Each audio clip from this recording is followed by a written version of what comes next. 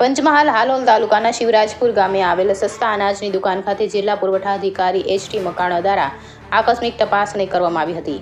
દુકાનદાર માલવ ઇન્દ્રવદનની માલિકીની ગાડીમાંથી સરકારી ચણાનો એક કટ્ટો મળી આવ્યો હતો.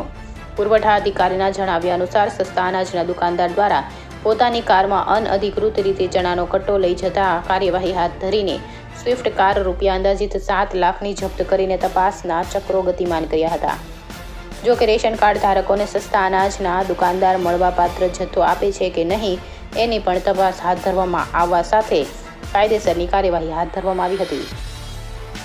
રિપોર્ટર પાર્થિવ દરજી, પંચમહાલ.